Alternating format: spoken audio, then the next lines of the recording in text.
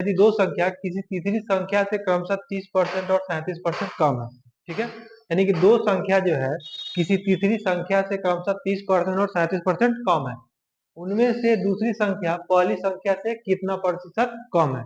उनमें से बोला है दूसरी संख्या पहली संख्या से कितना प्रतिशत कम है। तो अब यहाँ पे दो संख्या दिया है किसी तीसरी संख्या से, तो मान के चलते हैं ये पहला संख्या हो गया, दूसरी संख्या हो गया, ये तीसरी संख्या हो गया, ठीक है।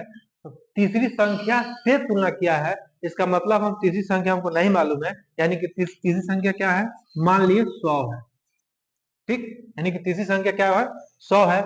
उसके बाद बोला है दो संख्या किसी दूसरी संख्या तीसरी तीसरी संख्या 30%, यानी कि ये 30% कम है तीसरी से, ये हो जाएगा 70, और ये 37 है तो ये घटा लेंगे तो हो जाएगा ये 67, ठीक है।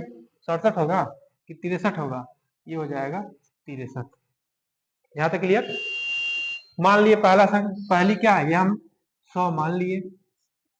अगर 100 मान लिए हैं, अगर तीसरी संख्या हम 100 मान लिए हैं, क्यों हम तीसरी संख्या ही 100 माने हैं, क्योंकि वो बोला है कंपेयर किया है, यानी कि जो तुलना किया है वो तीसरी संख्या से किया है, यानी कि तीसरी संख्या अगर हमको मालूम होगा तभी ना दूसरी और पहला और दूसरी बता सकते हैं। तो यदि मान लिए तीसरी संख्या हमारा 100 है, उसका अगर 30% कम हो गया तो बचे 70 पहला, और दूसरा इसमें 37% कम कर दिए, यानी कि 63 आया। तो देख लीजिए, अब देखिए बोला है उनमें से दूसरी संख्या पहली संख्या से